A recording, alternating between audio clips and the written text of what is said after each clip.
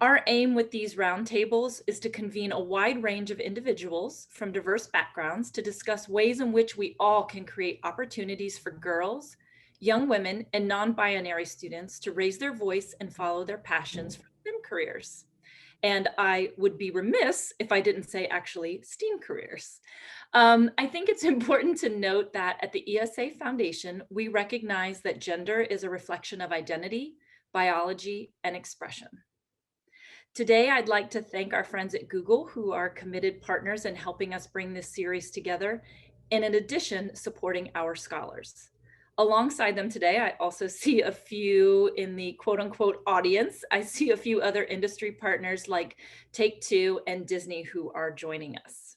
Without them, our work to build and increase the diversity in the STEAM talent pipeline for the video game industry through our scholarship program and collaborative partnerships with organizations like Black Girls Code simply would not be possible. So enough for me. Let me turn this Q&A session over, featuring leading game designers. That includes a few past ESA Foundation scholars to talk career paths, challenges, and their incredible work, along with the importance of mentorship and so much more. Our moderators are current ESA Foundation scholars, Geneva and Sloane. Geneva is a junior at NYU, and they have already had an impressive portfolio in video games, including winning awards at such showcases as Games for Change. Geneva recently turned an internship at Glow Up Games, where they were working on the game for Issa Rae's show Insecure, into a paid position as a gameplay programmer. Also, they are on the board of School of Interactive Arts, a program of the Urban Arts Partnership, a program that they benefited from in high school and that they also have served as a student teacher and mentor. Sloane is a freshman at North Carolina A&T State University, majoring in computer science and information sciences with a minor in game modeling.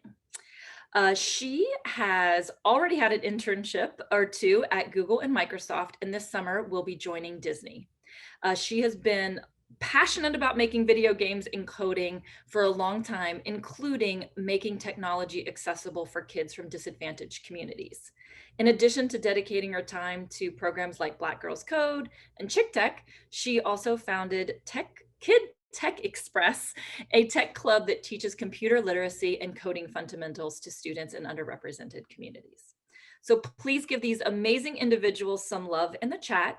And once again, thank you everyone for joining us today. And I turn it over to our moderators, Geneva and Sloane. All right, welcome everyone. As Anastasia has already said, I'm Geneva. I'm current junior at NYU. I'm gonna turn over to Sloane just to say hi. Hello, everybody. I am Sloane. I am a current freshman at North Carolina A&T, and it is wonderful to meet you all. Yeah. All right, so let us see. So we do have an amazing panel for you here today, featuring a few extraordinary people. Two of them are actually former ESA Foundation scholars, just like the two of us. We'll start off by allowing them to introduce themselves, but you will also be able to see their bios posted in the chat. They're in the chat. After introductions, we will start asking questions, and audience members are encouraged to submit your own questions as well. You can post them in the chat, and we will read them out as we go. So we're going to start on my left with Miss Miranda. My mouse is never fast enough when I want to unmute. Hi, everyone. My name is Miranda Dew. I am a member of the Pawnee Nation, and I'm also Cherokee. I am currently an associate producer at Treyarch. And yeah, my origin stories, I went to USC Games. I graduated in 2016. Since then, I've worked in mobile games and in a couple of startups. I also spent a few years working in interactive museum exhibits, which was really fun. And I also spent some time working at Magnopus in augmented reality and virtual reality before making my way to Treyarch.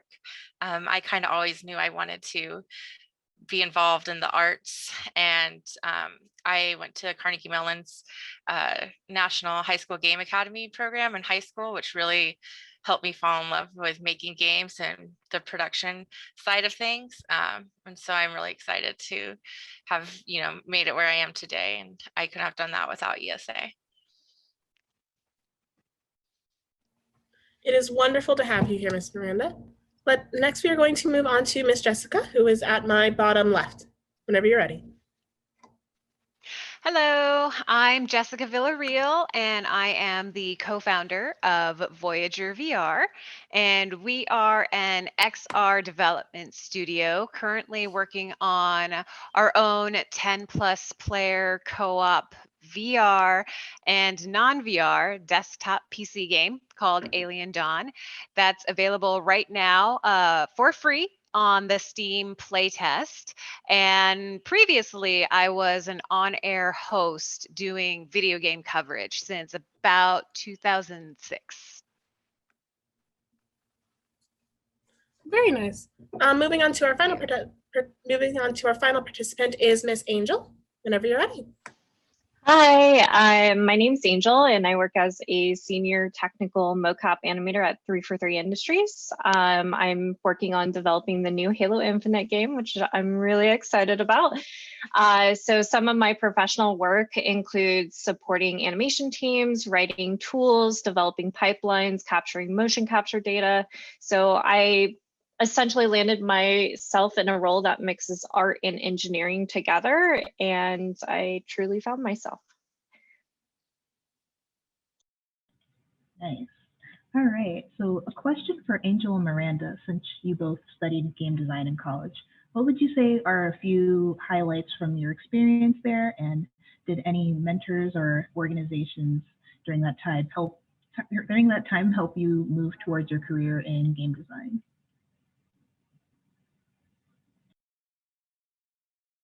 I'll go. Yeah, I guess my program is really, really wonderful and super fun. I met a lot of people that I still talk to and work with all the time, people that have become a part of my network.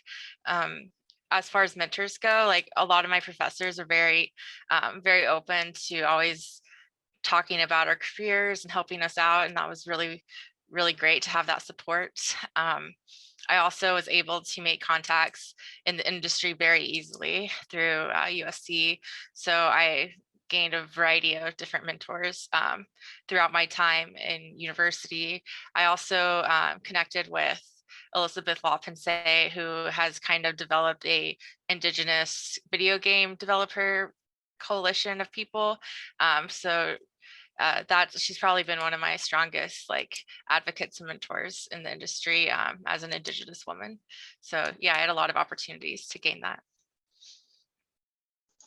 I feel like I can't beat Miranda. She has such good answers. I would say for college, I really had great mentors in terms of my professors were always there answering my questions. In particular, I want to call out a specific animator. He's worked on The Hobbit, Smurfs, Garfield. He was absolutely phenomenal, and his name is Mark Polyblank. And he guided me through my entire animation career and kind of what I wanted to do and really hone down my skills. So I really enjoyed working with him closely to go towards the career that I'm going in now. Those are wonderful answers. I have a question for all of our panelists right now. What is one thing that helped to shape your career? It could be advice that you were given by a mentor, an obstacle you had to face, an opportunity you were given, whatever that one thing was that either put you on the path you are currently or simply helped to shape your career as it is now. I guess I could take that. Can you guys hear me okay? Perfect. Okay. Well, one obstacle that I remember being a turning point for us at Voyager VR was we made this trailer, and it was a very produced trailer with fancy cameras, lights, and all of our actor friends. And although I'm still very proud of how it turned out, the people online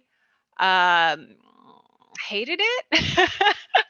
And we really stepped back to look at it constructively, and we realized that even though some of these comments were coming across very harsh, like, these people were feeling that way for a reason. And it actually turns out that they are correct. Like, no one plays games or VR games the way we were making it seem in the trailer. And so we knew we had to change our approach to how we communicated our message. And so when it came time to make another trailer for the next game, we kind of came up with this new idea. And while we had been playing and testing the game, we at one point we decided to record the footage of us playing it the whole time. And we decided to use the real in-game voice chat to narrate the story of our cinematic trailer. And because all of the voices and emotions were so real, it came across more authentic and ended up being received very well. And so moving forward, we've actually done that with all of our game trailers in that way, including the most recent trailer that we released for Alien Dawn. And so this approach has influenced our game design too. We listen to all types of feedback on our game that we've had from people in our Discord and people who have communicated with us through the playtest. And we took something that was, could have been deeply devastating and tried to turn it into a positive. And to this day, we even take players' suggestions, and if they sound like great ideas, we will implement them into the game and give them shout outs and thank yous on our Patreon page and our updates and all of that stuff. And so that's one of the obstacles that we actually turned into a positive with our company.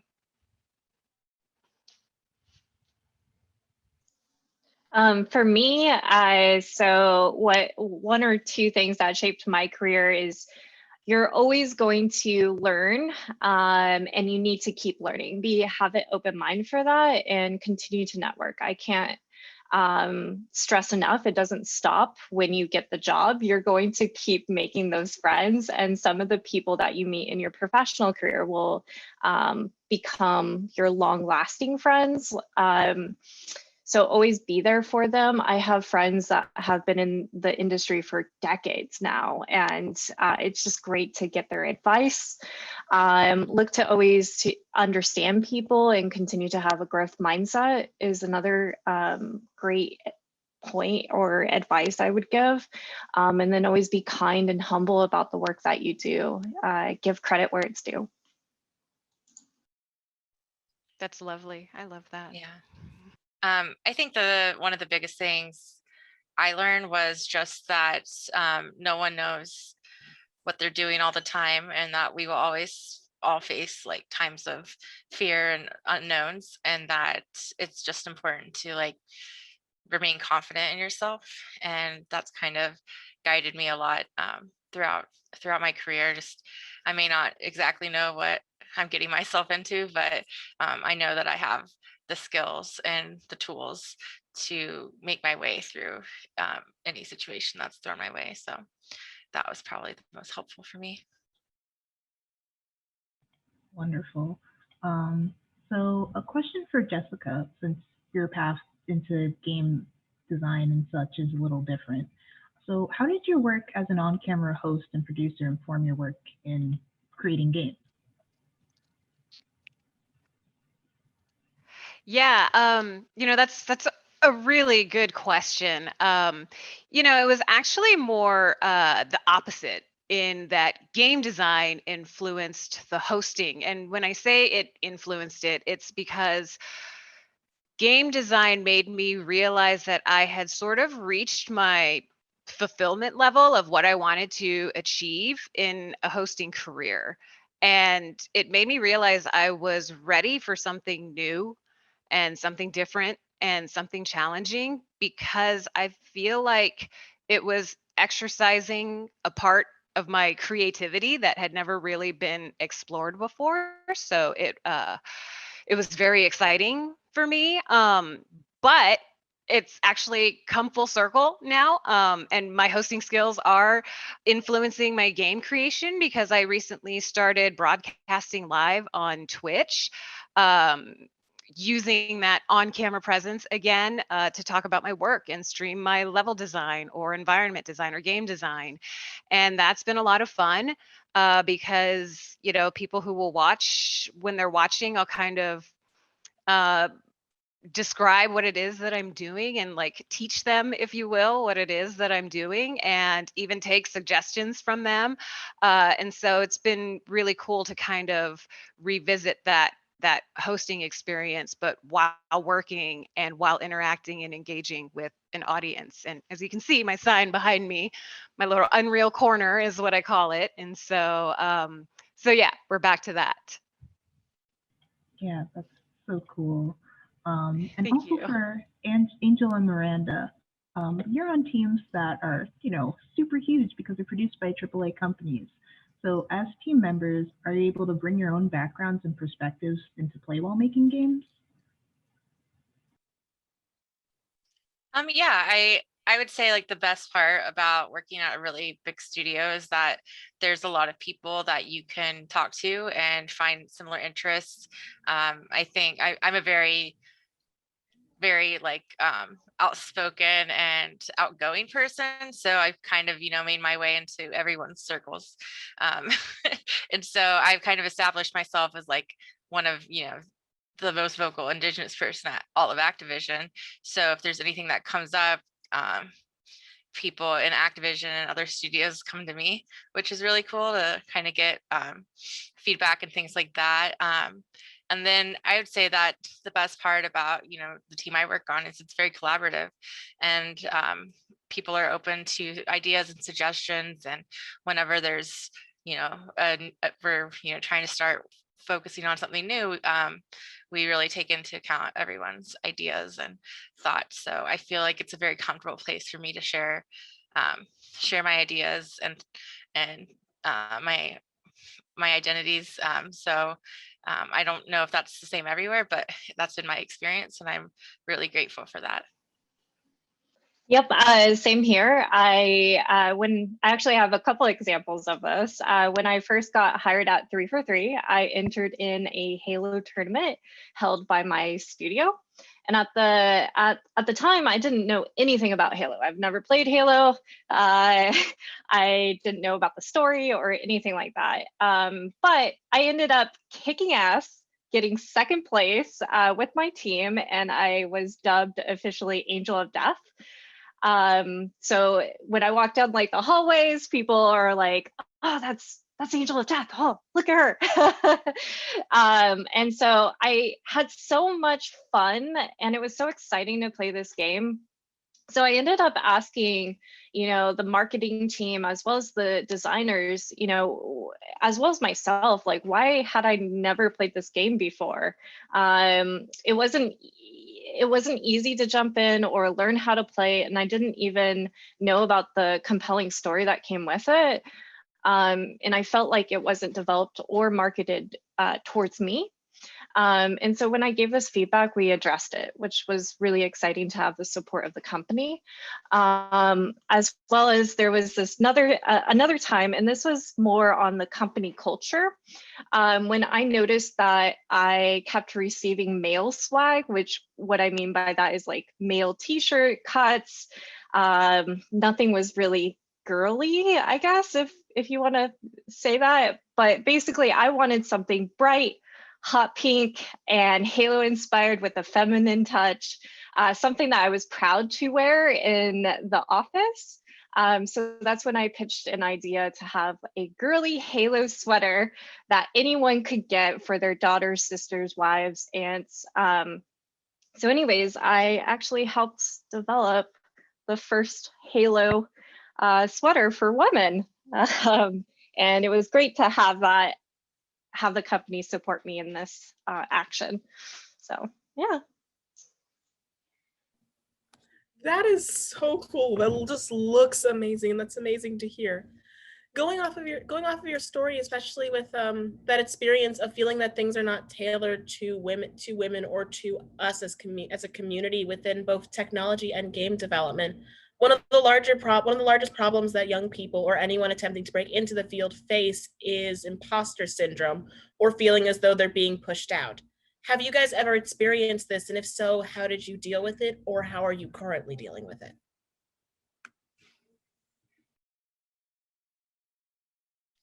I feel like I dealt with it a lot in school. I was one of three girls in my year, and my program only had, like, I think at the time, like 9 undergraduate women. So it was very like isolating, and I felt so out of place. Um, and I think for a very long time in school, I just kind of was like, oh, maybe this really isn't like for me. I'm not really a gamer. I don't play many games. And at the time, like, I was throwing out ideas for, my final project, and it was just a very like isolating place. And that I had, engineering students telling me like, oh, no one wants to make narrative driven games, and that's totally ridiculous because those are very popular. And so I think through that, it wasn't really till I started to reach out to my professors and talk to them about different things and find industry people to talk to. And I went to GDC and started like just really trying to hone in on what I wanted to do. And I think that helped me gain my confidence and helped me realize that, like, I have the same degree as these other people. I can do the same work. I don't know why anyone why I don't know why I should feel like I don't belong. And it takes a very long time to overcome that. I think even until I landed my first AAA job, I always kind of felt like I wasn't quite, good enough. But it's hard to overcome. But I think you just have to always focus on what you do know and remind yourself that you have valuable knowledge and you bring value to companies. And if they don't realize that right now, that's fine. But you'll eventually find the right place to be.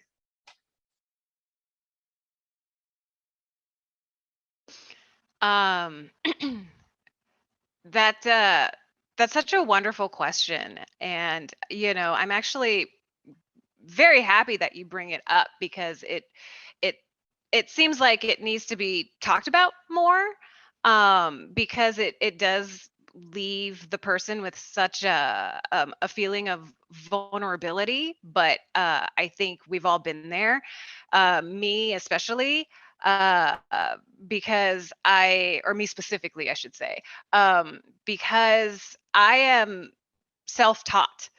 And basically everything that I know, I've learned off of YouTube or online forums. And so when something doesn't go right, or when something doesn't seem right, it definitely impacted me in a certain way, because I wasn't sure if I was just doing something wrong because I didn't know how to do it, or because it was literally something within the code, within the engine. And so there's this constant like seesaw roller coaster of emotions, whatever you want to call it, that I would struggle with.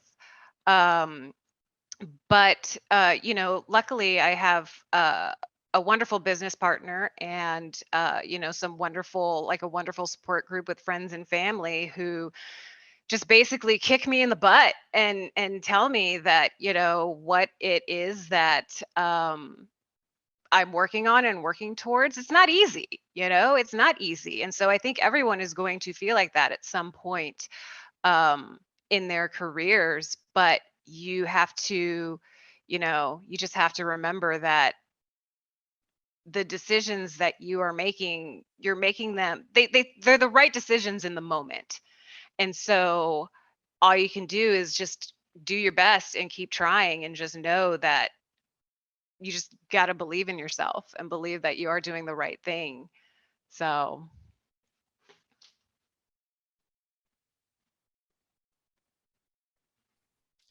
There's one thing I also want to add to this, is that I think right now, there's a lot of talks about, imposter syndrome. What can we do to fix that? But I think it also needs to be looked at as what can, you know, these companies, these organizations do to make environments more sustainable and welcoming towards women and people of color. And it shouldn't just be on people that have these have imposter syndrome to fix it for themselves. They need to be supported, and they need to be funded, and they need to be acknowledged. So I think it's definitely a twofold way to solve the issue of imposter syndrome. Yeah. And I love that. Oh, sorry. Going off of that, actually, this is for anybody, but what is one thing your company does well in terms of increasing diversity and creating more equitable and inclusive work environments?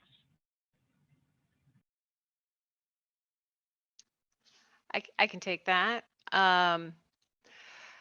You know, something that we're doing to increase diversity with our company was the first 2 people we hired were women right out of college who were 3D modelers. They didn't have any prior experience in the Unreal Engine, and we weren't really looking for modelers. And so we were very honest with them, and told them that if, you know, they were interested in working with us, would they be open to learning the Unreal Engine and us teaching them the Unreal Engine on site, because that's where we needed the most help. And they both agreed. And what was important to us was to be clear to them that we didn't want them to worry about what they didn't know. What mattered was the willingness to keep moving forward, and find a solution when they ran into a problem. And they did that. And they showed up every day ready to work and learn and offer ideas and suggestions that we would implement into our products. One of them actually ended up programming the AI, or the enemy AI, for the game that we're currently working on. And another one basically developed an augmented reality prototype for like a Samsung tablet that we were doing a Christmas project for. And so they really showed a passion for technology in general, and we wanted to help expand their knowledge and education in game design by teaching them these new tools. And we love the idea of giving an opportunity like that to more people like them in the future. It's very important to us. So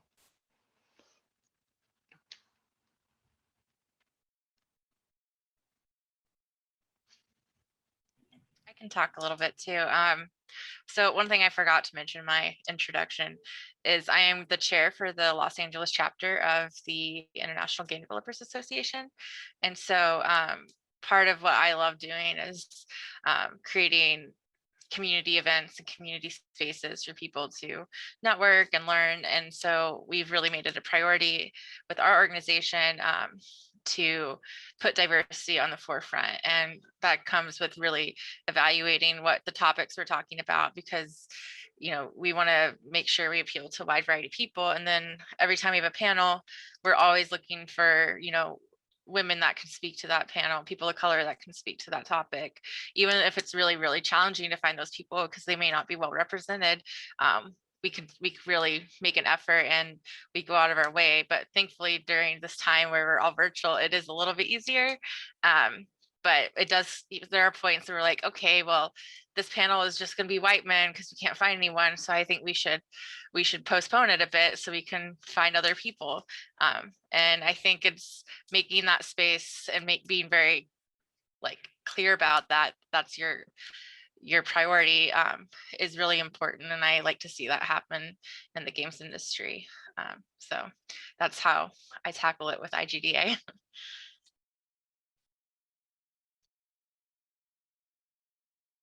Oh, Sloane, you're muted if you're about to speak. Oh, apologies. So another question that I did have, that I did have, if everyone was done answering that one, was So balancing priorities is very difficult, and especially with COVID, with us being stuck within our houses, work-life balance has changed drastically, as many people often feel pressured mentally and socially to work more hours or to not work as many hours because they're now at home. So what are some ways that you practice self-care for yourself and promote productivity without burning yourself out?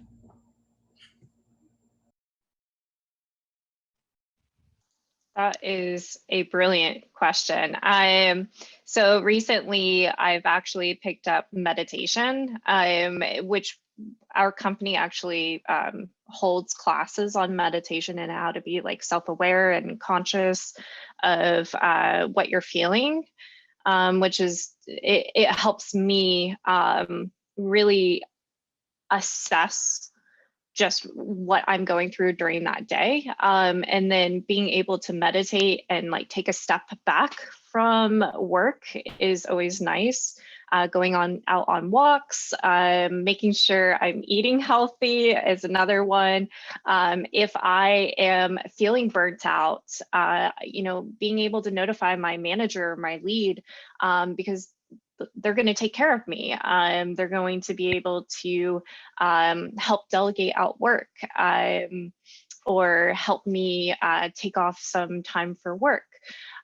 So that's one of the things that I do to practice self-care. I try really hard to not overwork, and that means at 7 p.m. I am watching Jeopardy and making those like very strict times for myself is really helpful for me. I've just gotten in the habit of turning off my work computer and going about my day. If there's a huge emergency, someone will call me, but usually it can be figured out. And I think that's really helped my sanity during this time, because my workspace is also my living space. It's very small. So it's been definitely challenging. I also try to stay active. I go swimming a few times a week, which is really nice to just kind of focus on something physical and not have to think about anything else. But I think setting clear boundaries for yourself is really important. And that has to come from your team. It has to come from the culture of your company too. So it can be really challenging to do that when there's a lot of expectations and priorities. But I think it takes time to kind of get to a point where you understand, what you can say yes to and what you can take on and what you can deliver, and making sure that you prioritize yourself when needed. I really might take you guys' advice up on all of those, because those sounded absolutely wonderful. We have a question from Miss Barbara Bruno in the audience. Have any of you encountered neurodiverse people within your work as colleagues, or people on the autism spectrum, or people that you thought might have been?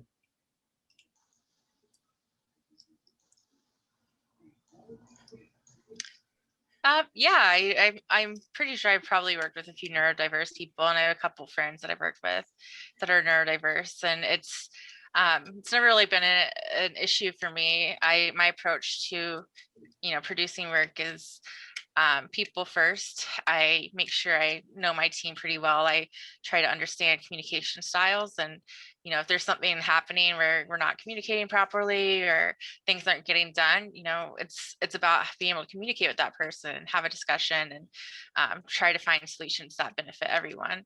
I think that having empathy in this industry is really important to help you work with a variety of people, because we need a variety of people. We need people from all backgrounds to make our games wonderful. And so we all have to be able to work with anyone. So I think that's a good thing to try to figure out with yourself, is how you can work with other people. Huge shout out to empathy. Oh my goodness gracious. When you actually truly understand other people's jobs and responsibilities, you begin to show empathy for that person and what they might be going through. And then also, give, I want to say, like, give breathing room, like people make mistakes. People, try to understand their intent behind things, and really try to understand what they're trying to achieve, and get in a room. Like if you're having a conflict is so natural in a team environment. It's gonna happen. It's a thing, all right? So we all have to work together to figure out that solution to that conflict. So don't be afraid of conflict. A lot of us are afraid of confrontation and all that stuff, but honestly, when you typically will have the same exact goal. It's just how do you get to that goal, right? Yeah.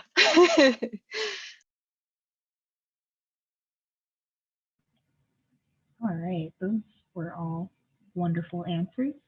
And now, since we're sort of getting towards the end of our time talking and stuff, I wanted to ask a more like fun questions, just like that anyone can answer. Is what inspires your work? Like nature, movies, music, game, anything? Games. All of it.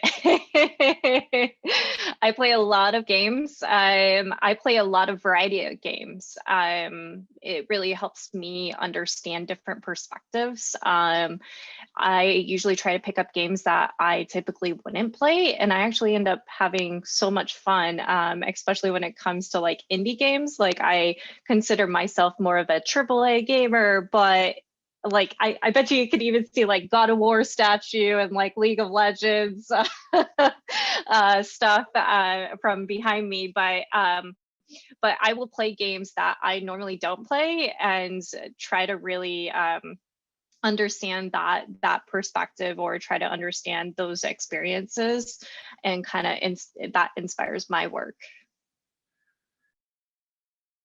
I think there's a decent amount of things that inspire my work, but I think currently the game that we're working on, Alien Dawn, first of all, what inspired us to make it was, we kind of have a decently large group of people that we like to play with, and it just seems like every game out there is in terms of like a co-op, it's only between like 3-4 players, 6 max. And so we wanted something that we could play with, between like 8 and 12 people. And so that definitely inspired us, was the lack of, co-op experiences that were that would accommodate that group of people. But, making Alien Dawn, I think what helps inspire the creativity with that is that I am a huge 80s sci-fi B horror movie buff. And so I think there's a little bit of homage to that in the game, because, it's not terrifyingly scary, but it is a bit more campy and slapstick fun, to where you could have a jump scare, but really it's more kind of like a thrilling experience. And so I really do think that that passion for that B movie viewing has sort of inspired a lot of what's going into the game. I guess so. As a producer, I feel like I don't do much design anymore. So in my personal projects, when I do have time, which is very rare, I try to make games or interactive experiences about my culture and about my my Native American community. I think those can be very inspiring, and just trying to make things where I can share that with people is really important to me. When I do have an opportunity to, say, throw out an idea for Call of Duty, I think a lot about my travels. I also have a degree in international relations, so I really love traveling and learning about different cultures and wars. So I kind of get to nerd out on that when throwing around ideas. So yeah. I would say also the people within the industry inspires me.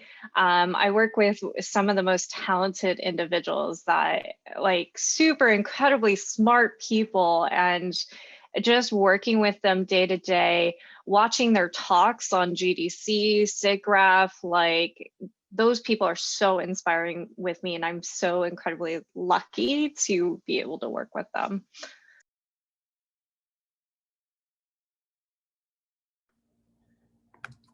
Absolutely wonderful answers. It's always so interesting hearing what inspires other people. It helps to also try to, words are fun. I apologize. It also helps to try to pursue and look at the things that inspire them just as much as it inspires them. That way you're able to pick up on it as well. If you could travel back in time and give any advice to your future self, say either 5 years ago, 10 years ago, 15 years ago, what would that advice be?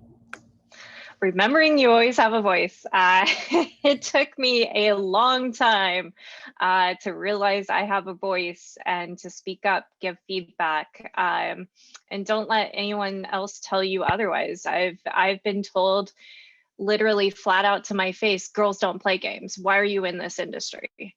And so always advocate and support others. Stick up for individuals when they might not stick up for themselves. I think so. I had a really hard time getting into AAA, and I think I would have tried like more when I was right out of college, and use like, I always felt like weird asking for referrals and things like that. But that you don't need to feel weird about it. Like, you might as well leverage those connections if you have them. So I think I regret like being so insecure that I didn't want to ask for help. So I tell younger self to go ask your friends for referrals, and just, really, really step outside of your comfort zone and work those network connections. That's great. Sorry, go ahead, Jess. Oh, sorry. No, I was just going to sort of, echo, Miranda a little bit, but in terms of, something I wish I could go back and tell myself is just don't be so scared. Don't be so scared to ask for help. Like you were saying, it's like, believe it or not, most people want to help, like we for like we've asked for support in many ways to our friends and family, and just by calling them and asking them. And we literally had one friend say, hey, good for you for just picking up the phone and asking. And I was just like, oh, well, there you go.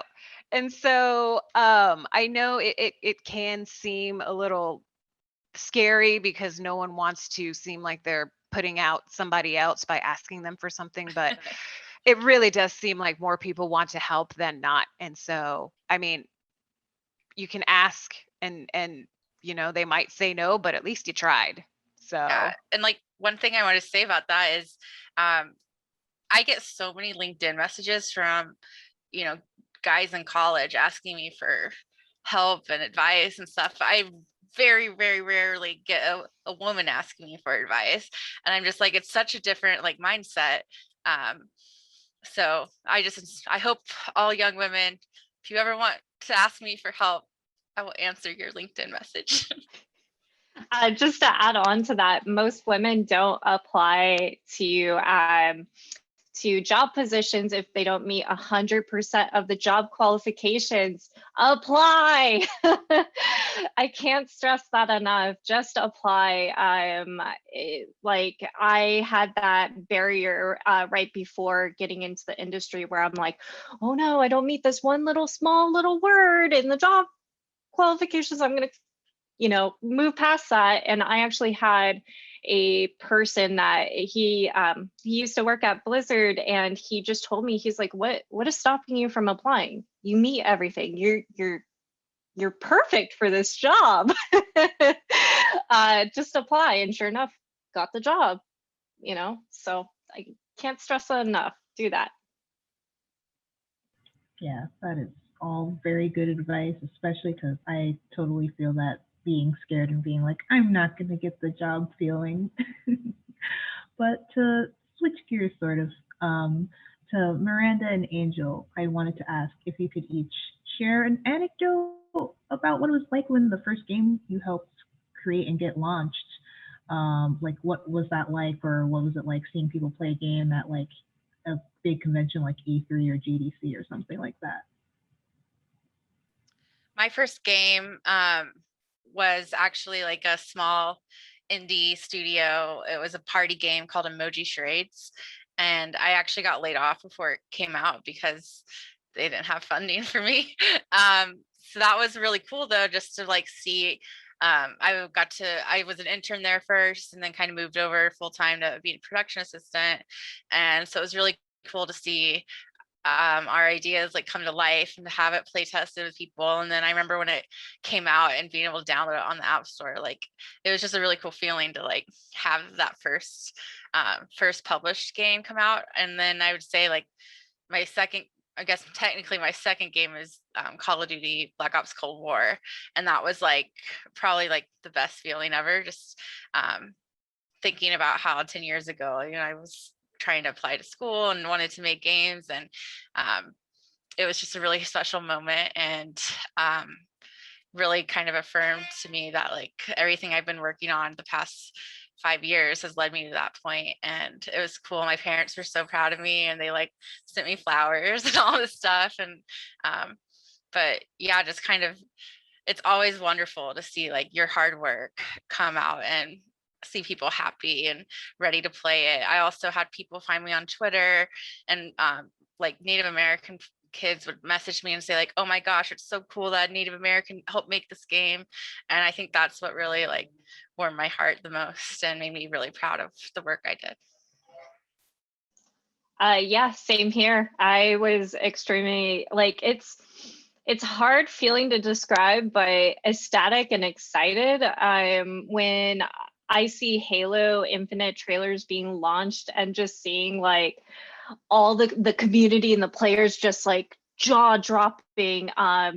It's just absolutely, it feels amazing. It feels heartwarming. Like I'm creating a game that has inspired them since their childhoods. Like they've played this for many, many years, and just to see their faces, it actually brings tears to my eyes.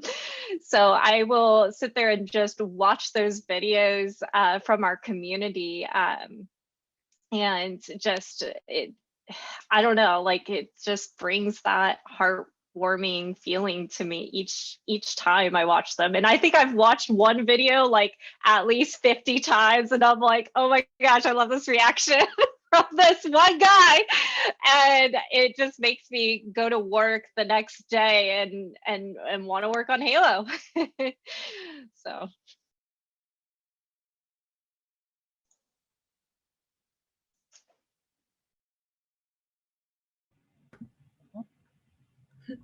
Yep, sorry, Mike is always slow to unmute.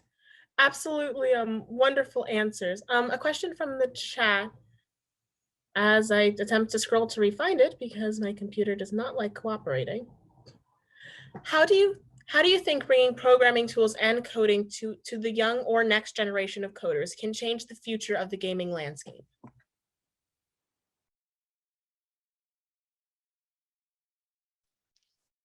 I think it really helps build capacity for different communities. They have access to tools that so many people didn't get until they were in college or older. And I think it really helps younger generations understand that they can be creative, they can tell their stories, they are able to kind of make a platform for themselves. And I think that's really special. I remember like looking at the incoming freshmen's work at my university, and I was just blown away. And like every time I review scholarship applicants, I'm just absolutely blown away by their work. And it's just so cool to see them take those tools and make really wonderful things. And when I was applying, like there weren't really any game engines yet, so it's just kind of like very simple things. But I think it's just important to really teach younger kids that no matter what software you're working with, no matter what tool you're working with, like you can be a storyteller and you have a voice that matters.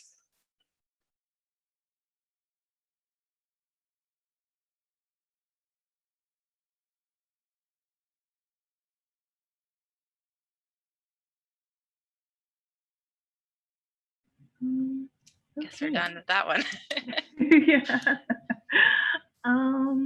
Well, okay. So let's like have like a last like wrap up kind of question. That's something like a little fun. So like, what is a game you're currently playing, or like your favorite game currently that that's just it on your mind recently? I've actually been playing Control, the Remedy game from 2019.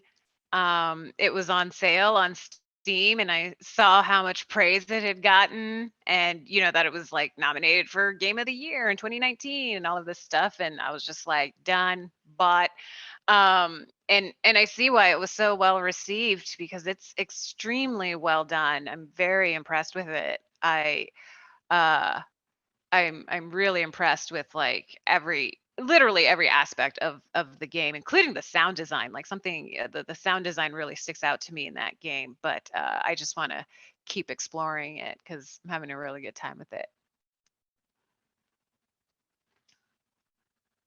I actually had picked up Dead Space for the first time, and my goodness gracious, like the amount of heart attacks I keep having every single time I creep around the corner. And I really love the AI system. I don't know who made that, but the way they developed the monsters and how they stalk you and creep up on you, and you don't even know that they're behind you and they try to flank you.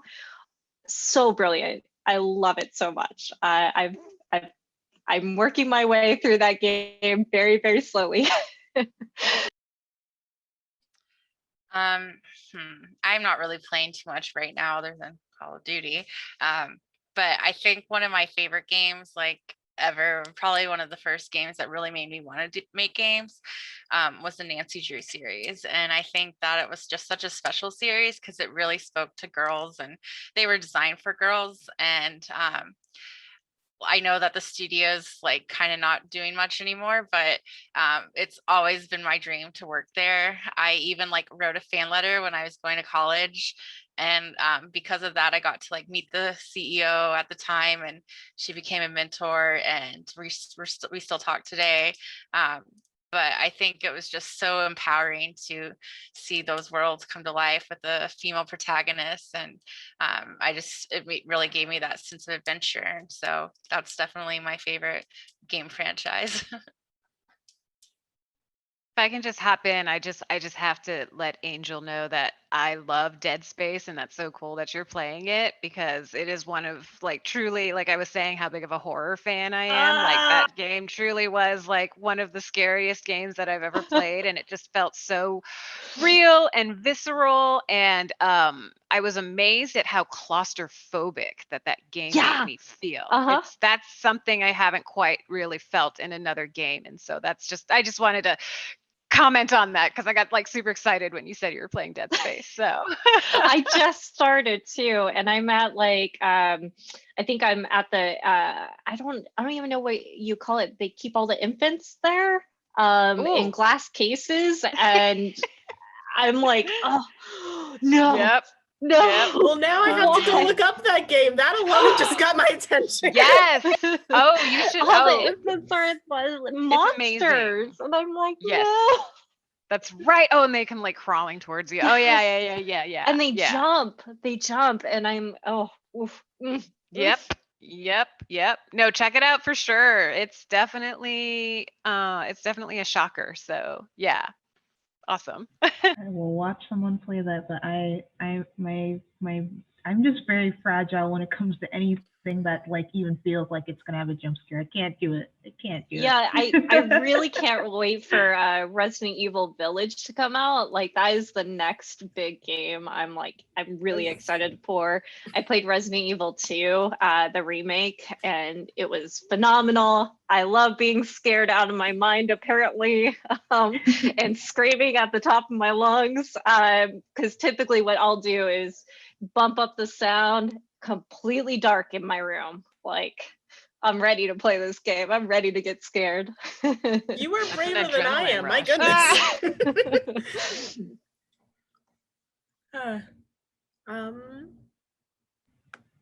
friends. Right. We have a question from the chat for us moderators. Oh, So for me and you, Sloane, so what games have you been working on either on your own or in class that you're incredibly proud of? Sloane, you can go first. so personally and quite technically, I don't quite have a lot of them because I am a freshman, and me getting into game development specifically was something that I did about a year or so ago. So I haven't really had a whole chance to explore it. However, my friend and I are currently working on a mobile tester student project just called Little Detective, which is just a mix of a click and point adventure and a card matching game. And it's mostly just to test both of our skills, her being an art student and me coding and writing because I cannot draw to save my life. Sounds great. I guess like incredible, like the only thing, like I'm working on a lot of different stuff right now, so my brain's like all over the place. But like I recently was like, I'm gonna start streaming and like game dev stuff just to keep myself doing like a small personal project at 1 day a week. And I'm trying to make like a little tool that handles pronouns and dialogue. I mean, in games that have like dialogue and NPCs and character creator and whatever. So it's not a game, but I'm proud. That's what I'm proud of working on right now. That is absolutely amazing. Oh, thanks. But yeah, I believe we have to wrap up. So thank you everyone for joining us today. On behalf of both Sloane and myself and all our fellow scholars, thank you for supporting the ESA Foundation Scholarship Fund. As you can see from this like amazing panel, like keep supporting us because we can have more wonderful panels like this. And yeah, a recording of this will be available on the ESA Foundation website next week. And until next time, thank you. Thank you so Thank much you. everyone for coming. And a recording should be everyone. up, I believe. The recording should be available next week on the ESA Foundation website, so do check it out. All right. Thank you. Thank you.